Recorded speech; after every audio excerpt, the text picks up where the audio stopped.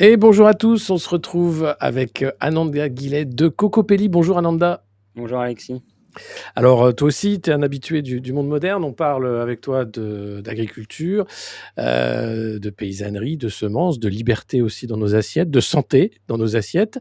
Et voilà, encore une fois que la Commission européenne, les instances européennes ont décidé qu'il en serait autrement et que nous allons bouffer de la merde, excusez-moi du terme, mais les NGT1, les NGT2, c'est-à-dire les nouveaux OGM, hein, comme tu nous l'as très bien expliqué dans d'autres interviews, arrivent prochainement dans nos assiettes malgré la mobilisation. Est-ce que d'abord tu peux nous rappeler ce que sont ces NGT et ensuite ce qu'implique hein, ce choix délétère de la Commission européenne?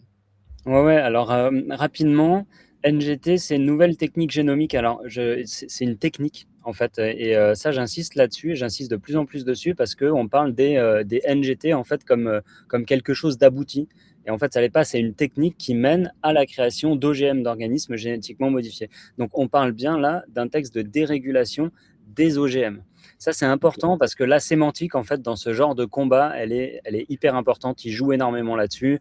On va nous Ouais, dire non, mais en fait, c'est des NGT, c'est sympa, quoi. C'est des trucs qui auraient pu advenir tout seuls dans la nature par de la sélection soit naturelle, soit contrôlée, mais par de la sélection. C'est pas du tout le cas.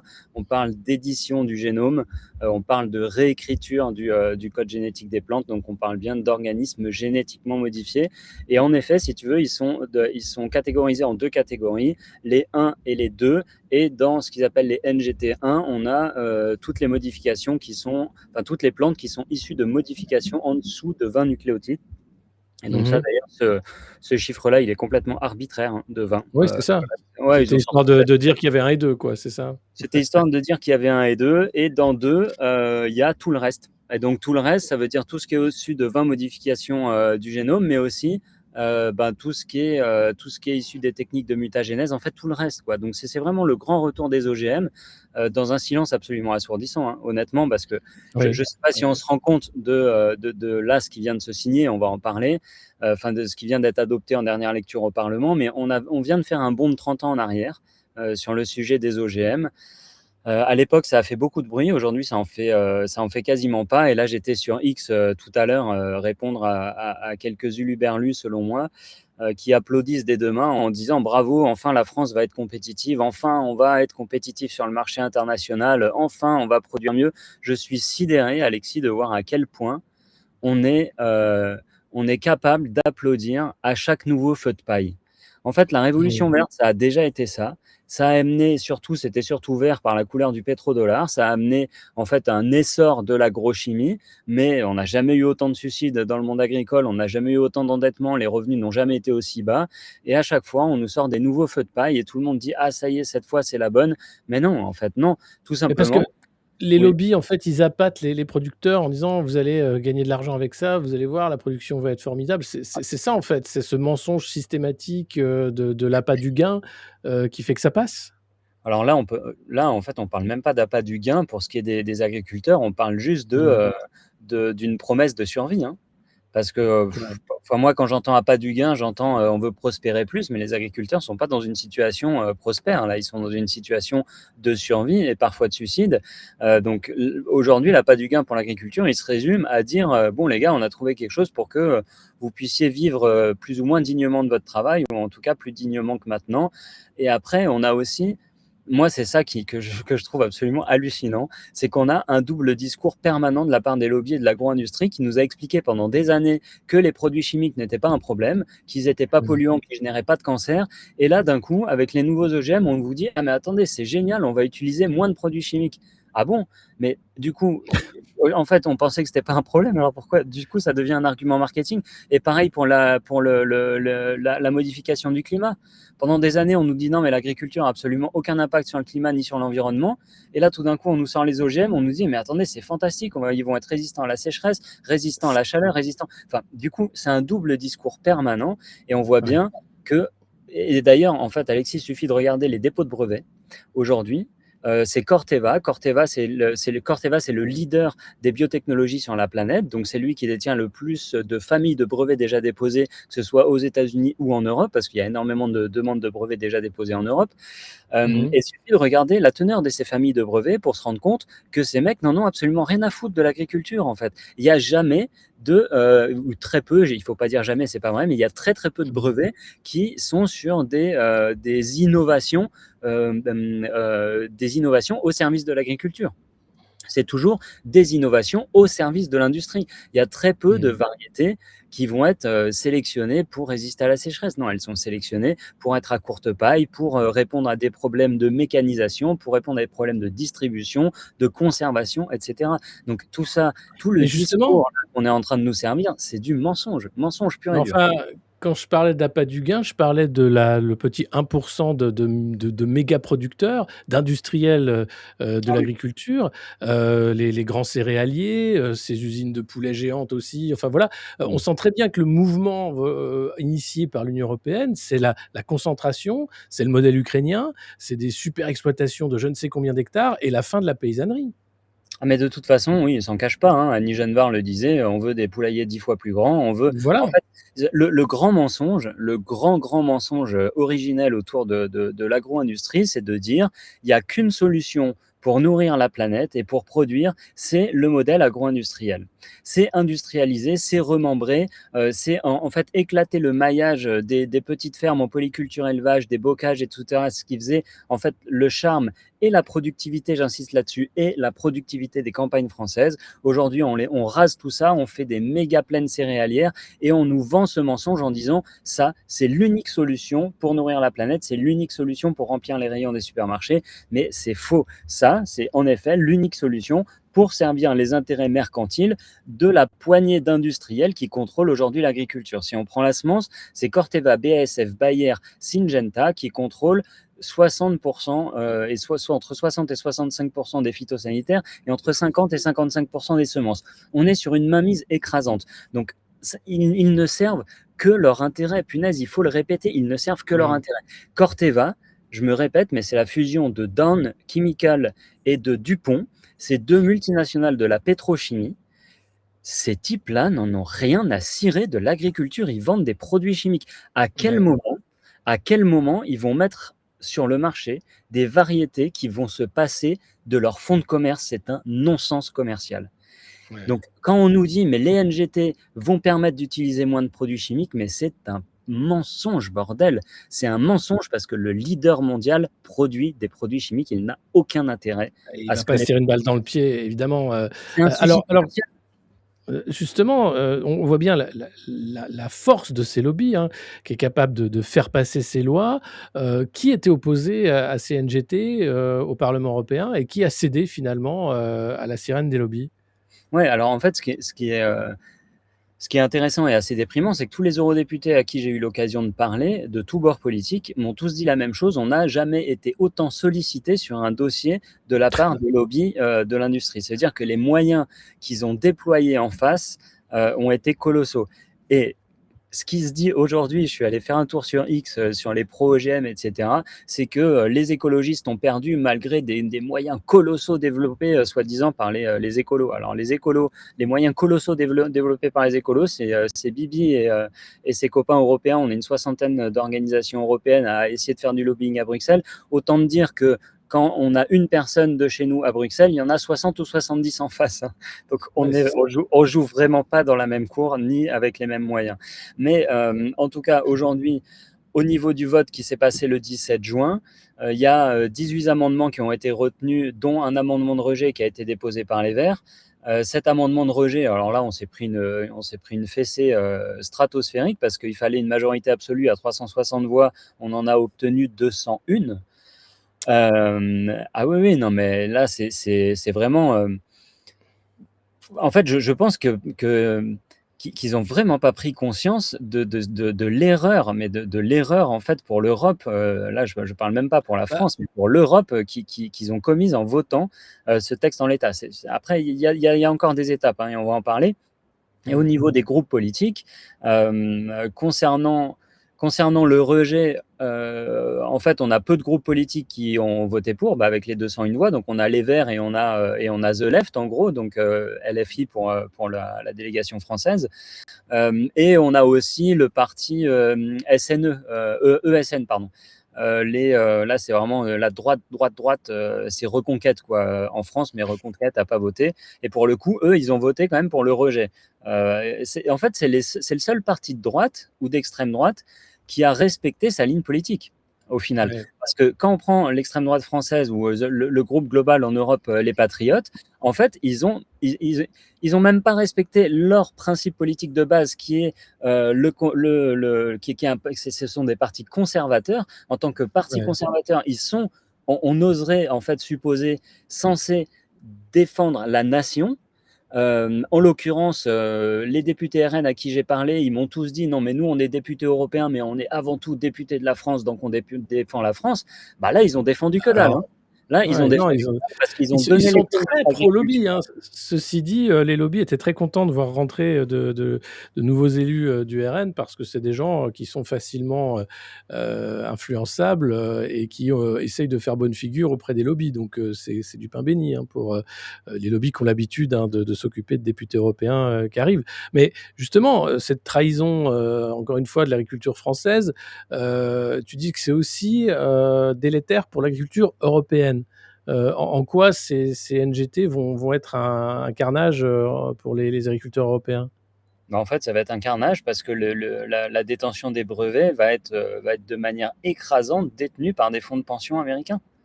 Ouais. Parce que Corteva, Bayer, BASF, Syngenta, qui appartient 100% à la Chine. Et là, on nous dit non, mais Bayer, BASF, c'est des entreprises européennes. Non, ce n'est pas des entreprises européennes, c'est des entreprises qui ont leur siège social en Europe. Mais par contre, les fonds de pension qui les détiennent, on parle de BlackRock, on parle de Vanguard, de Rockefeller. Tout ça, Ouais. c'est des Américains. Il faut arrêter de nous chanter la chanson que Bayer, c'est une entreprise allemande, donc c'est européen. Non. C'est européen, c'est aussi européen que moi je suis chinois. Enfin, ce n'est absolument pas européen. Et quand on nous dit oui, mais l'imagrin, Cocorico, on est les premiers producteurs européens de semences, les 4e exportateurs mondial. Ouais, non, mais ok. Mais sauf que l'imagrin, quand on regarde les dépôts de brevets, ils en sont à peu près à 115 brevets déposés. Quand Corteva, on est à 2000. Et tout le secteur biotechnologie de l'imagrin se trouve en Amérique latine. Donc l'imagrin, ils sont en France, encore une fois, ils ont leur siège social en France, mais c'est une multinationale. Ils pourraient être basés n'importe où sur la planète, ce serait la même chose. Ils ne sont absolument pas patriotes. Ils en ont absolument rien à faire de l'agriculture française globalement. Donc il faut arrêter de nous sortir ça en permanence. On vient de donner les clés de notre agriculture à des fonds de pension américains, point. En fait, c'est juste ça qu'on vient de faire. Tout le reste, c'est du blabla. Parce que ça, c'est la réalité des dépôts de brevets, en fait, qui sont déjà déposés en Europe. Et moi, c'est là où j'hallucine, en fait, que les défenseurs de l'agriculture française, et même certains gros agriculteurs qui disent: ah, enfin, ça y est, on va pouvoir modifier le génome des plantes. Non, mais attends, Alexis, et là, ça fait quoi? T'as la Copa Cogeca, donc qui a fait sa press release direct derrière, et l'EFBA, je ne sais plus comment ça s'appelle, donc l'association des sélectionneurs au niveau de l'élevage, qui, dès le lendemain, en appelle à la Commission européenne de, au plus vite, légiférer sur l'édition du génome dans l'élevage européen. Donc les mecs, ils n'ont pas déjà avancé d'un micro-pas sur le C'est dingue. végétal. Ils veulent déjà tu leur Le donnes ça, génome ils des veulent, animaux, ouais. et Non, mais passer à un stade au-dessus. Donc en fait, c'est des manias de la biotechnologie et du technosolutionnisme. Ça nous envoie droit dans le mur. On est en plein effondrement de la biodiversité cultivée. On est dans un endettement social et économique et sanitaire absolument colossal. Tout est en train de... Il y a le feu à la baraque dans tous les sens du terme. Moi, je suis sidéré, en fait, que nos politiques, parce que, en fait, ce qui est super déprimant aussi, c'est que j'ai eu des conversations, encore une fois, avec des eurodéputés de tous bords politiques, j'insiste, de tous bords politiques, qui tous, globalement, sont assez convaincus que les NGT sont une mauvaise chose. En tout cas, OK. pour la partie des brevets. Pour la partie des brevets, parce que ils voient bien que pour la Oui, partie encore une fois. agronomique, ils sont un peu largués. Donc, ils n'arrivent pas trop à savoir si on parle d'édition du génome, si en effet c'est de la sélection. Parce que tu vois, pardon, je dérive un peu, mais entre parenthèses, sur Sud Radio, on voit le délégué général de la FNSEA qui fait une intervention en disant bah, génial, ça y est, on a des techniques de sélection moderne des plantes. Non, mais c'est pas de la sélection, bordel, c'est de l'édition du génome en laboratoire. Ça n'a rien à voir avec la sélection. Mais il joue sur les mots justement, le NGT est là pour ça, pour Sémantique. permettre ce petit glissement sémantique. Ah ouais, non, mais le glissement sémantique en politique en règle générale, mais en agriculture particulièrement, parce que c'est très Et en technique. biotechnologie surtout, ouais, Ouais, ouais, ouais. et en biotechnologie. Mais en fait, personne n'y comprend rien, si tu veux. Et c'est Alors d'ailleurs pour ça qu'on a du mal à faire popper ce sujet dans les médias. C'est même pas par, c'est même pas par volonté, en fait, globalement, de faire taire le sujet, c'est que personne n'arrive à l'appréhender. Si tu veux, quand on parle mmh, d'acétamipride, quand on parle de la loi du plomb, etc., c'est assez facile. C'est un insecticide ouais, tueur d'abeilles. pollution, ouais. Voilà, il y a une pollution directe, il y a de la mort directe, il y a pas un enrobage en fait de biotechnologie, un cartel de lois en fait et d'amendements, de suramendements, etc., qui noient complètement, les gens sont complètement largués, quoi. Donc c'est ça là, aussi le problème des OGM, et d'ailleurs ça l'a toujours été, hein, Mmh. même il y a 30 ans, c'était déjà un problème de faire comprendre ce qu'était vraiment l'édition du génome et quel était l'intérêt de mettre des gènes de méduse dans les fraises pour les conserver plus longtemps. Enfin, du coup, c'est compliqué en fait à faire émerger ce sujet, mais la gravité, j'insiste, hein, pour l'agriculture, en fait, elle est sans précédent. C'est sans précédent. Mais ouais, justement, alors, tu disais, voilà, c'est un sujet qui a été, très peu médiatisé. Nous, on a essayé de faire le boulot dans les médias indépendants et alternatifs, comme d'habitude, j'ai envie de dire. Les députés ne nous suivent pas forcément tous, loin de là, mais le grand public, commence aussi à envisager, à voir ce que c'est. Le problème, c'est que dans les mainstream, dans les grands médias, on a affaire à des journalistes qui font le travail des lobbies, hein, qui sont le service après-vente des lobbies, qui expliquent toujours que c'est sans danger, que les études disent que, et cetera, et cetera. Parce qu'au-delà du fait que, bon, c'est clair, c'est une très mauvaise nouvelle pour l'industrie européenne, pour l'agriculture européenne, puisque, encore une fois, c'est BlackRock, Vanguard qui gagnent. L'autre gros sujet, c'est l'impact sur le vivant.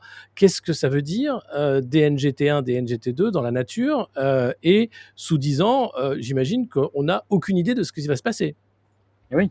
En fait, tout le problème des NGT, en fait, tout le problème du texte aujourd'hui tel qu'il a été voté, c'est que on balance dans la nature des biotechnologies, des séquences génétiques modifiées et propriétaires sans aucune étude d'impact environnemental ou sanitaire. Donc, si ça Mmh. se trouve, ça fait rien. Si ça se trouve, ça n'a pas d'impact. Il y a peu de chances. Mais en tout cas, on ne sait pas. On ne sait pas. Et Ouais. normalement, quand on ne sait pas, il y a ce qu'on appelle le principe de précaution qui s'applique et on ne fait pas. En fait, quand on ne sait pas, on ne fait pas. On ne balance pas un moustique génétiquement modifié dans la nature pour stériliser les mâles sans savoir quel impact ça va avoir sur l'intégralité de la chaîne alimentaire. Normalement, on ne le fait pas, mais on le fait. Aussi On bien pour les bidouille pas des moustiques. virus en laboratoire non plus, mais voilà, bon, ça, c'est des choses qui arrivent, hein, voilà. Dès qu'on Voilà. peut, dès qu'on peut, on fait, en fait, hein. C'est un peu En ça fait, l'humain. en Ouais, fait, ce qu'il faut se rendre compte, ce que ouais. ça dit quand même de notre système législatif et de notre système de société, c'est que c'est beaucoup de rideaux de fumée. On nous fait Ouais. beaucoup croire que tout est légiféré, que tout est contrôlé, qu'on ne fait pas n'importe quoi, qu'on a des labos, qu'on a des mecs en blouse blanche surintelligents qui contrôlent tout au millimètre, machin. Que dalle. Dès qu'on peut faire, on fait. On balance dans la nature, on voit ce qui se passe après. Et après, on vient pleurer parce qu'on est dans un effondrement généralisé de la biodiversité. Mais C'est ça. globalement, on balance, quoi. On balance. Comment est-ce qu'on peut balancer de Mais l'acétamipride encore aujourd'hui de cette manière sur les betteraves sucrières quand on sait l'impact que ça a en fait sur tout le circuit de l'eau, sur toute la pollution, sur les abeilles, etc. Et il y a encore des sur les tarés humains, qui on nous sait expliquent aussi que c'est, quelque chose de dangereux pour le fœtus, voilà, enfin, il y a oui, quand oui. même, Et tu as des mecs comme Mac Lesdy qui nous pondent des livres pour nous expliquer à quel point en fait les produits chimiques ne sont pas dangereux et que l'agriculture bio n'a bon, aucun impact positif sur la santé. Enfin, alors c'est lunaire, c'est lunaire. Alors, il y a ça, de dire: «Bon, c'est sans danger» et puis il y a l'autre, arme forte des lobbies de dire: «On doit s'adapter, hein, canicule, donc il faut des plantes qui vont s'adapter et cetera». Donc en gros, ce technosolutionnisme va apporter les solutions à nos problèmes, hein, puisque si on ne faisait pas ça, on aurait, sans doute des famines qui reviendraient. Ça, c'est quelque chose aussi qu'on entend beaucoup en défense de ces lobbies, hein, de la bio-ingénierie. Ouais, mais en fait, c'est ce qu'on appelle une fuite en avant. C'est-à-dire qu'en effet, à court terme, ça marche. En effet, en période de sécheresse, remonter de l'eau des nappes phréatiques et les mettre sur 4 hectares de méga-bassines pour irriguer des champs de maïs qui vont aller nourrir des usines à poulets, en effet, à court terme, ça marche, on produit du poulet à bas prix. Donc, mais c'est à court terme. Si tu veux, l'impact à long terme sur notre possibilité, et je ne te parle même pas de la destruction de l'environnement, mais rien que sur la possibilité de nourrir la population, c'est une fuite en avant. Ça veut dire qu'on met des pansements sur la jambe de bois en permanence qui ne s'abîment que plus, en fait. Donc, ça ne fonctionne pas. On le voit que ça ne fonctionne pas parce qu'on a zéro résilience. On est sans arrêt en train de surenchérir en fait avec des technologies sur des technologies qui ont détruit notre base, qui ont détruit notre socle de productivité, notre socle, en fait, notre patrimoine, j'ai envie de dire, de biodiversité, notre patrimoine de richesse du sol, etc. On le dézingue et on surenchérit sur les technologies qui ont dézingué ce patrimoine et ce socle qui nous permet de produire.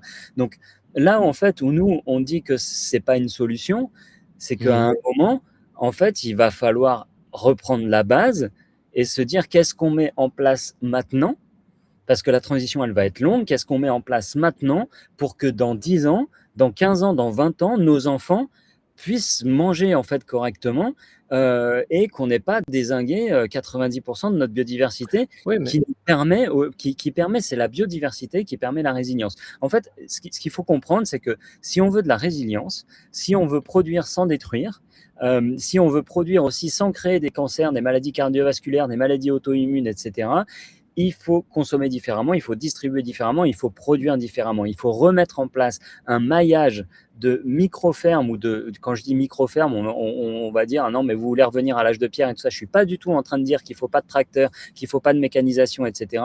Mais il y a un monde, en fait, entre l'agriculture d'aujourd'hui et l'agriculture d'il y a 100 ans. Et le monde, il est au milieu, et c'est au milieu qu'il faut se positionner avec des fermes en polyculture. Ça ne veut pas dire zéro mécanisation, ça veut dire ouais.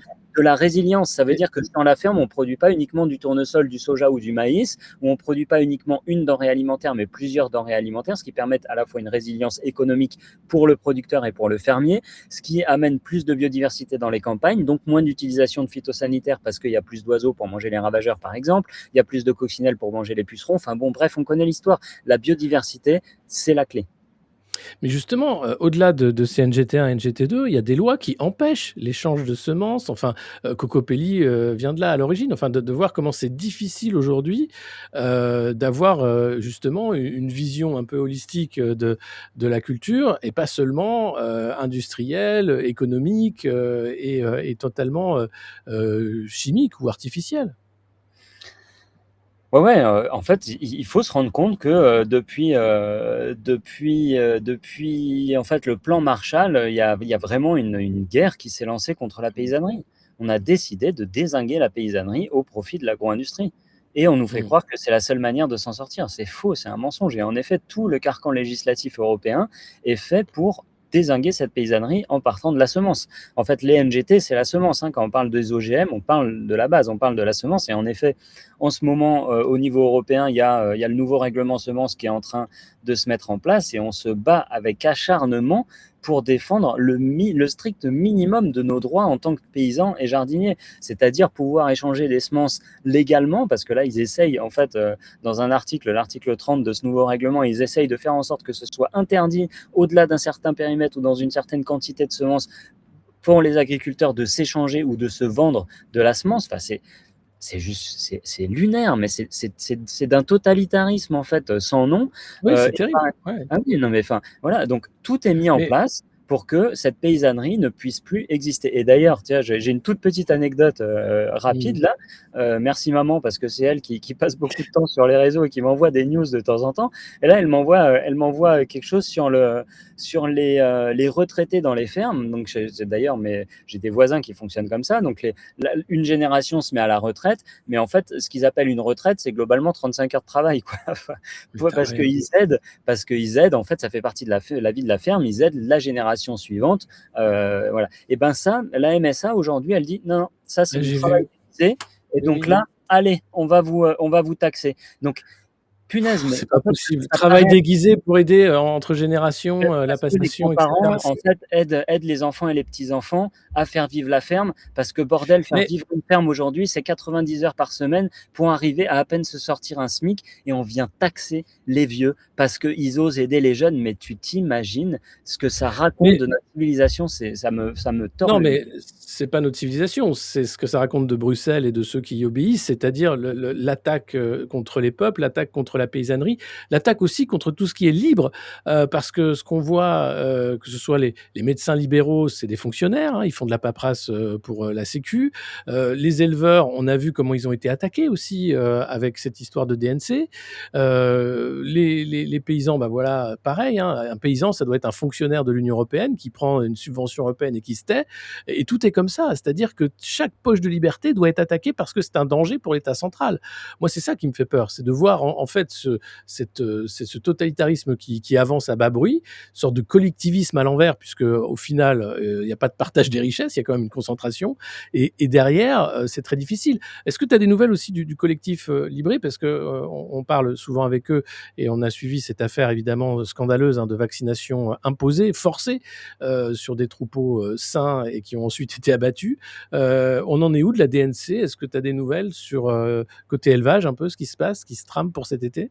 Non, j'ai pas particulièrement de nouvelles. Je pense que Romain en aura plus que moi parce que moi, j'étais Ouais, vraiment là ces 4 dernières semaines, vraiment la tête dans le guidon sur sur le cette sujet loi, des bien sûr, OGM et MPT. sur le nouveau règlement semences. C'est les 2 sujets qui me prennent quasiment tout mon temps,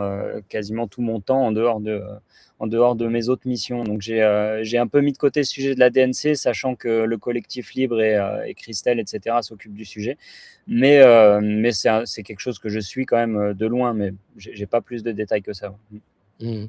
Et alors sur la suite, aujourd'hui là, donc, on voit que, l'Europe et sa bureaucratie est passée en force. Est-ce qu'il y a un recours? Est-ce qu'il y a plusieurs rounds? Ou est-ce que c'est plié et on va bouffer des OGM, assez Alors, rapidement? le texte, il va rentrer en application en 2028. Donc, OK.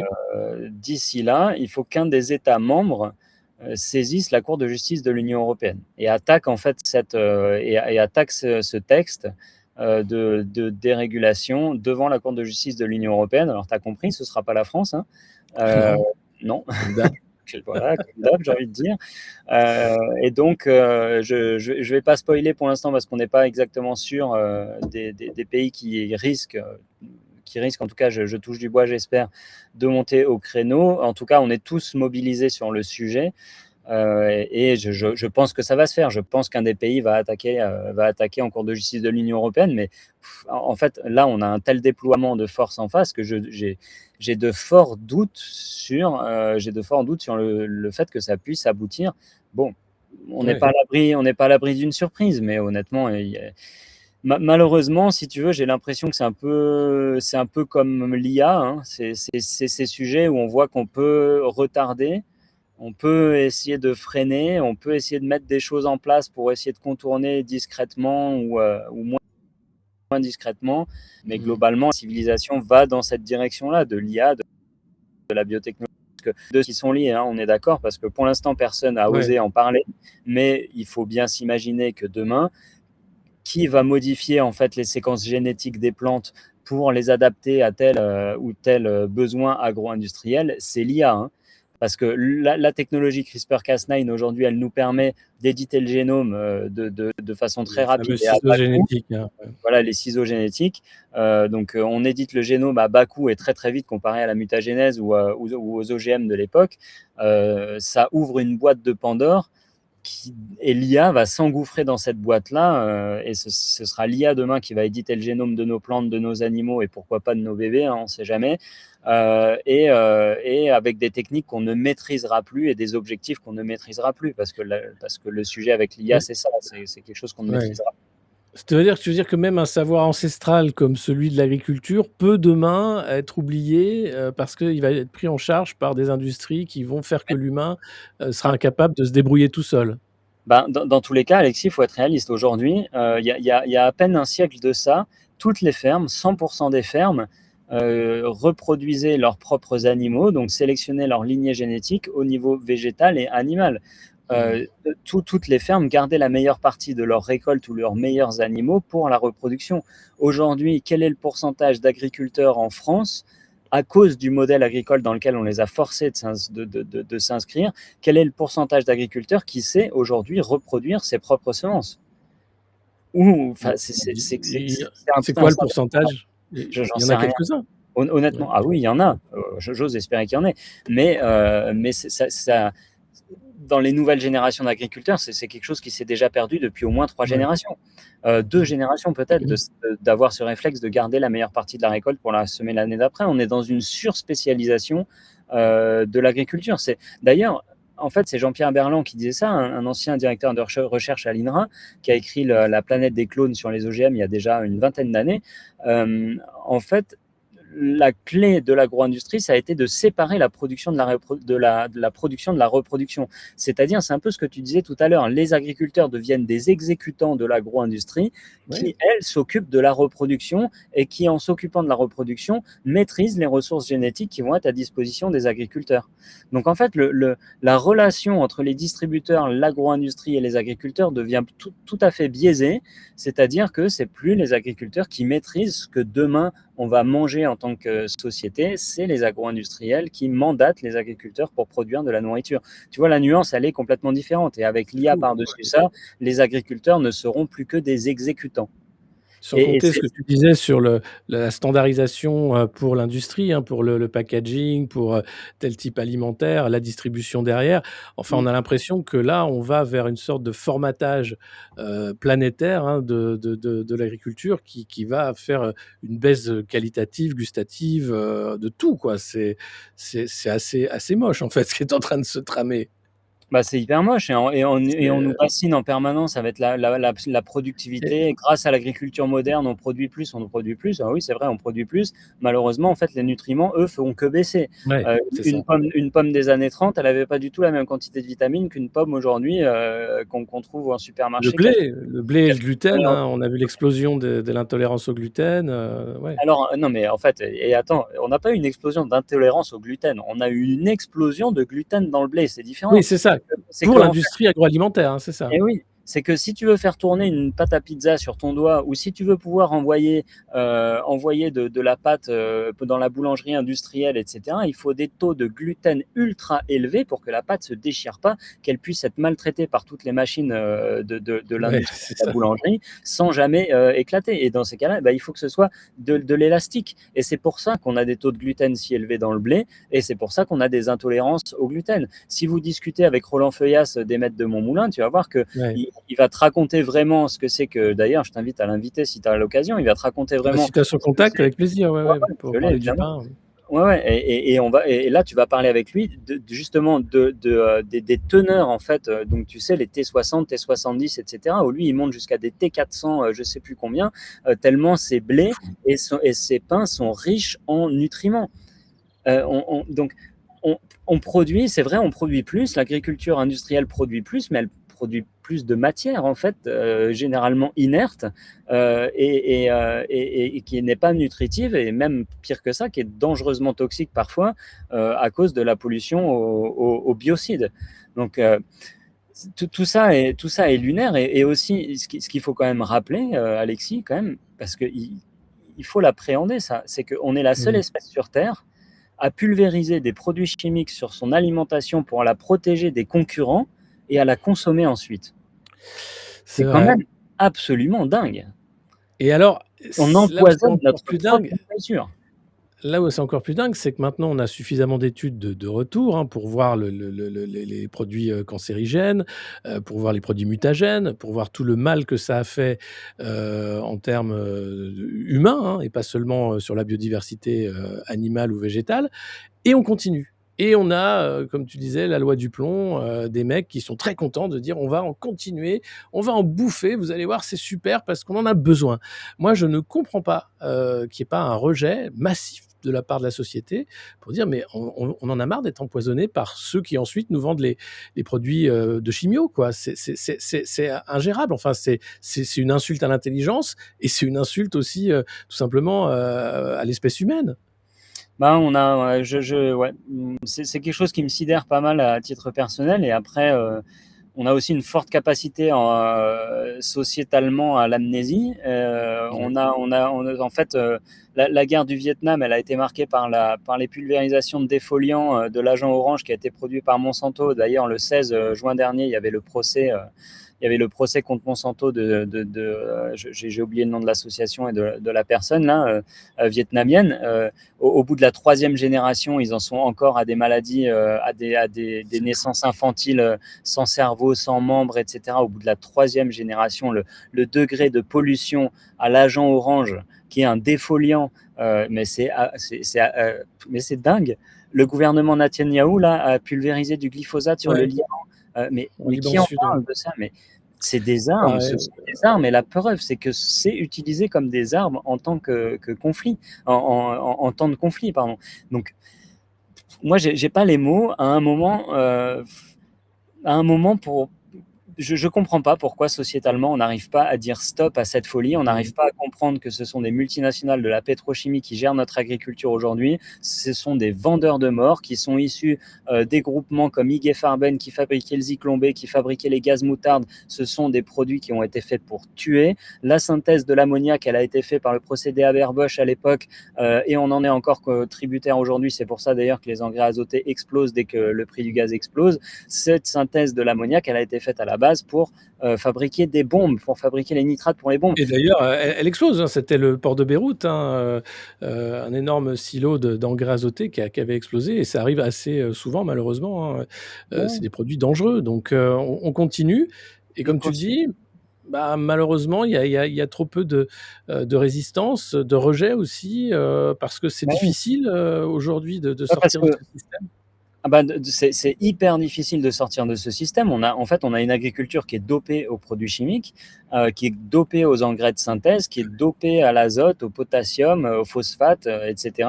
Et clairement, on ne peut pas en un claquement de doigts, claquer des doigts, tout interdire. Si demain on interdit les produits chimiques du jour au lendemain, ça n'arrivera pas, hein, mais mettons qu'on arrive à le faire, dans 3 jours, c'est la pénurie, quoi. Enfin, en fait, on n'arrivera plus rien à produire parce qu'on a tellement abîmé nos sols que ces sols, il faut les reconstituer.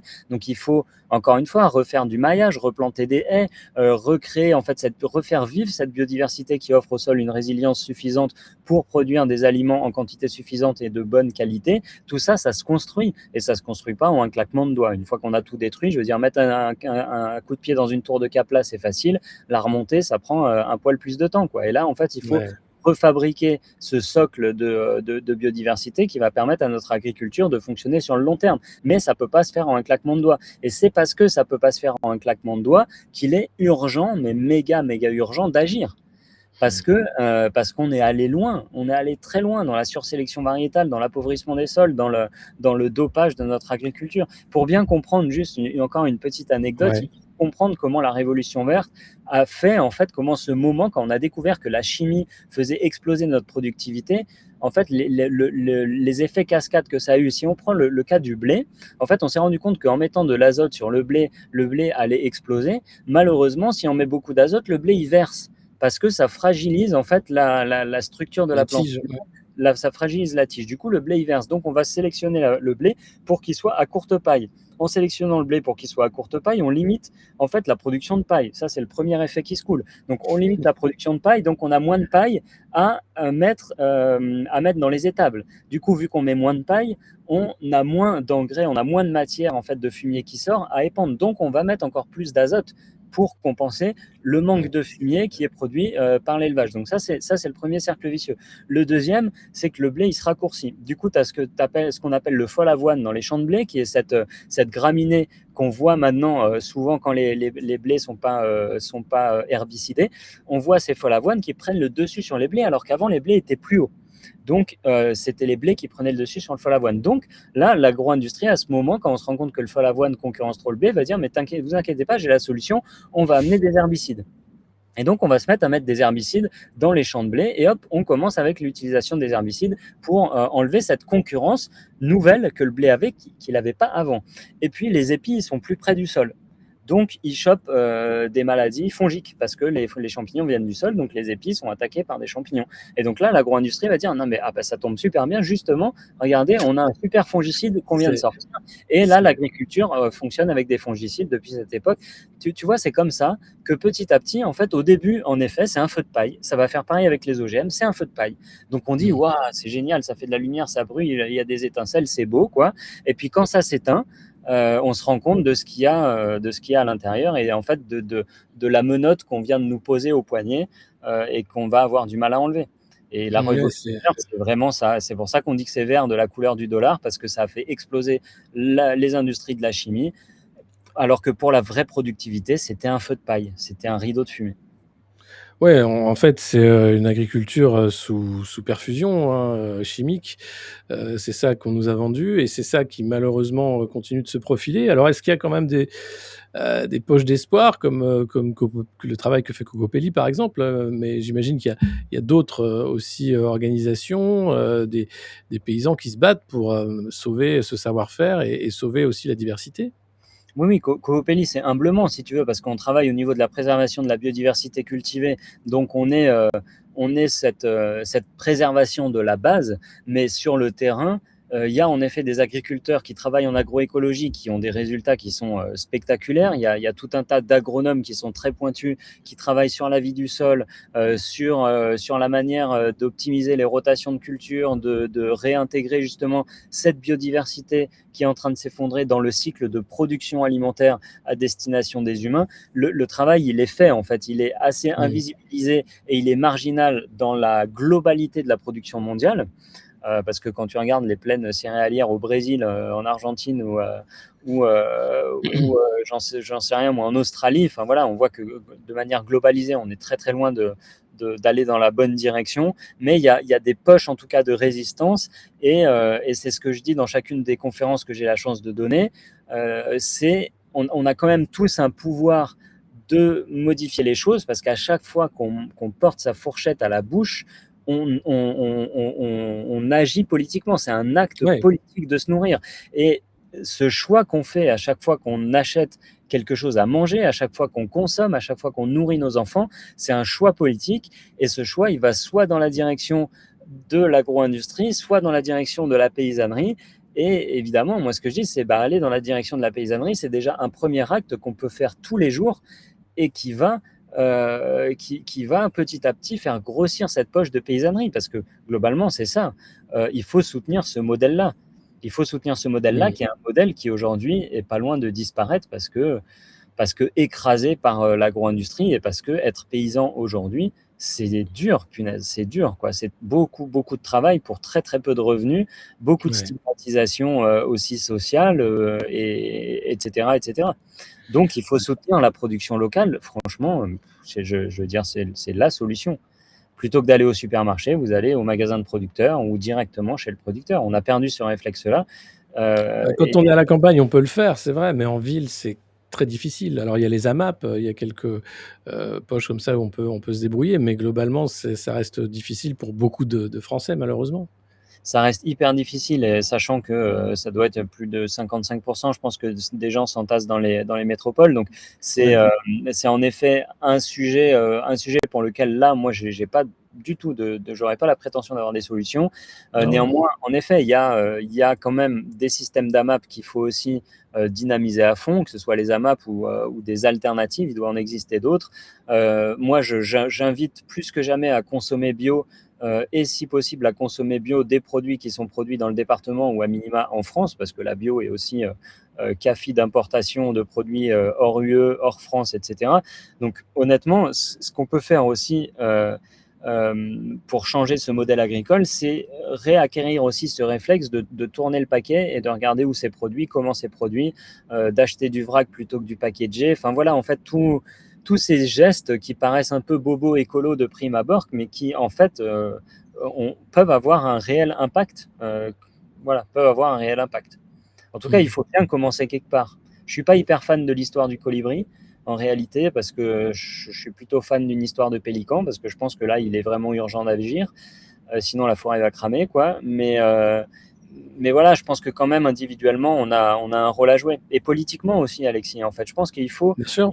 il faut agir politiquement, même localement, dans son village. On a tous moyen, d'une manière ou d'une autre, d'essayer de faire la promotion de tel ou tel modèle agricole, d'essayer de créer du lien aussi entre les agriculteurs conventionnels et la paysannerie plus alternative, plus agroécologique, d'essayer de réduire ce fossé entre ces deux modèles agricoles, parce qu'aujourd'hui, on peut pas, c'est ce que je dis à tout le monde, et c'est pour ça que je me fais traiter de droitard parfois.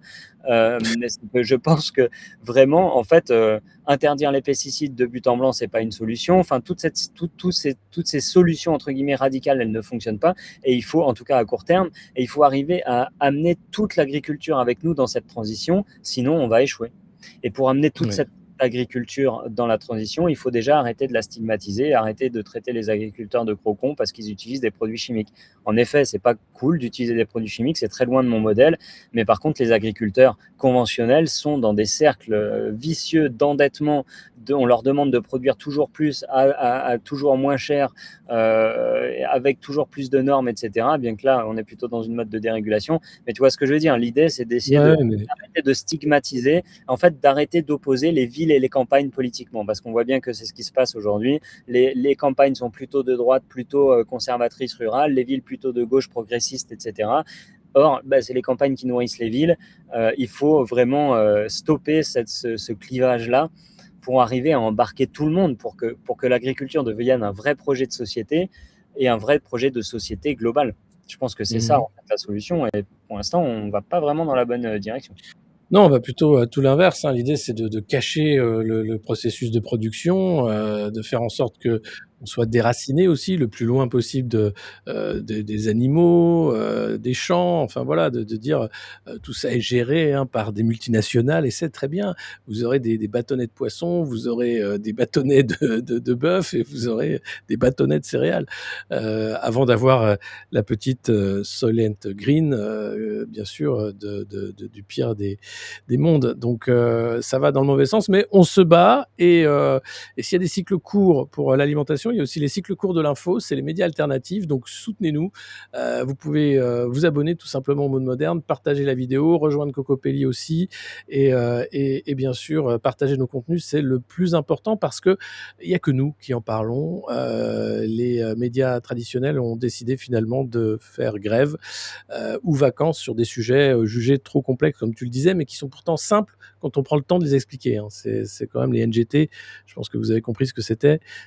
Voilà, mais il faut prendre le temps d'en parler. Ah ouais, ouais, et je plus sois ce que tu dis. Si là, sur ce combat sur les NGT, sur le règlement semences, etc., on n'avait pas les médias alternatifs pour nous tendre le micro, on serait quasiment complètement invisibilisé. Donc clairement, hein, il faut s'abonner aux chaînes comme Le Monde Moderne. Et me concernant, n'hésitez pas aussi à me suivre sur les réseaux sociaux, Instagram, X, et puis Absolument. à suivre Cocopelli, parce que c'est grâce à ça aussi qu'on arrive à communiquer. Voilà, encore une fois, sinon on aurait peu de visibilité médiatiquement, et c'est important qu'on ait de la visibilité médiatiquement. Sinon, toutes ces infos-là vont juste disparaître. Ouais, comme la biodiversité d'ailleurs. C'est ça. Ça fait partie du même monde. Tu parlais d'ailleurs du rapport entre IA et culture, voilà, tout est assez lié en fait dans ce mouvement de concentration, de centralisation et de censure, y compris du vivant. Merci beaucoup Ananda et merci à vous d'avoir suivi cette émission. Pensez à mettre un pouce, un commentaire, à vous abonner et Cocopelli bien sûr et Ananda Guillet sur les réseaux sociaux. Il y aura les liens en description et je te dis, à très bientôt. Merci Alexis, à bientôt. Merci à tous, bonne journée.